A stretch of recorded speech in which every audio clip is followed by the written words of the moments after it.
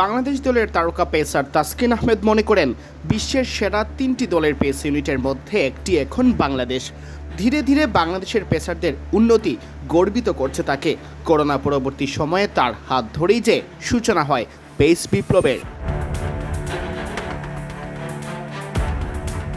অবশ্য এখন দলে তাসকিনের বাপের বোলারের অভাব নেই। ফর্মে থাকা পেসারদেরও রাখতে হচ্ছে জাতীয় দলের বাইরে। রোটেশন পলিসি অনুযায়ী খেলাতেও খুব একটা অসুবিধা হচ্ছে না টিম ম্যানেজমেন্টের। আমার বিশ্বাস টপ 3-তে থাকার মতো আমরা করছি। সবার ওই হাঙ্গারনেসটা সবসময় আছে, ইমপ্রুভ করার চাহিদাটা। আর প্রত্যেকটা ভুল থেকে মানে শিখে ইমপ্রুভ হচ্ছে। Still lot more to improve, আরও অনেক ইমপ্রুভমেন্টের রুম আছে। প্রতিনিয়ত আমরা সবাই যখন কাজ করি যেভাবে ইমপ্রুভ করা যায়, ভালো করা যায়। আফটার কোভিড আমি যখন কামব্যাক করলাম, তারপরে আরেকটা গ্রুপ আমরা তৈরি হইলাম কিভাবে ফাস্ট বলার মেনটেনেন্স করতে হয়, ওইটাই একটা পড়ছে। এখন আইসে আবার আরও 4-5 জন আমরা ভালো করতেছি। হোপফুলি নিয়ার ফিউচারে আরও ভালো প্রসপেক্ট আছে।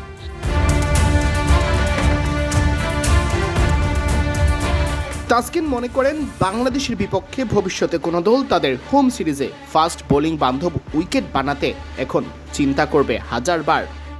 এটা তো বলতে পারছি না যেই কন্ডিশনে যাব তখন কে কেমন কন্ডিশন বানায়, কিন্তু আলহামদুলিল্লাহ আমাদের গ্রুপে ওই ভেরিয়েশনসটা আছে। যেমনই কন্ডিশন হোক অ্যাডাপ্ট করা অ্যাবিলিটিটা আছে।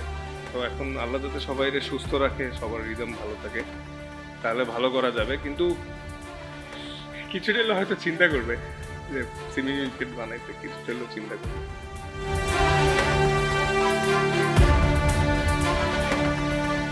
একসময় পেস ইউনিটে সবচেয়ে জোরে সোরে নাম শোনা যেত তাসকিনের। এখন সেই জায়গা নিয়েছেন নাহিদ রানা, মুস্তাফিজুর রহমান তো বরাবরই সেরাদের একজন।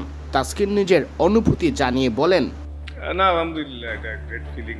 আসলে খুবই ভালো লাগছে।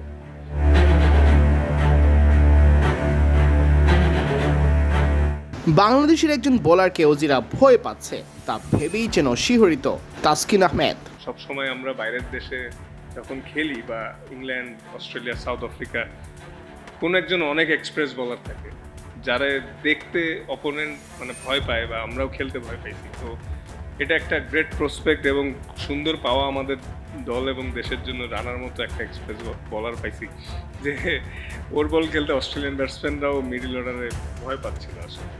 তো এটা খুবই দারুণ ফিলিং। আর অ্যাজ এ বোলিং ইউনিট হিসাবে সবাই মিলে ইমপ্রুভ করতেছি, এটা সবচেয়ে বড় সার্থকতা। কারণ একটা সময় যায় তো এক সময় আমরা কেউ খেলবো না। তো এটাই হচ্ছে পাওয়া, যে এরকম ফাস্ট বোলিং ইউনিট হয়েছে এবং এটা যাতে ফিউচারে আমরা উপরের দিকে নিয়ে যেতে পারি এবং আল্লাহ যাতে ওরা আরও সাকসেস দেয়, আমাদের পেস বোলিংটাকে উপরে নিয়ে যায়। ওয়ার্ল্ড কথা বলতেছে আমাদের ফাস্ট বোলিং গ্রুপ নিয়ে, এটা অনেক বড় পাওয়া।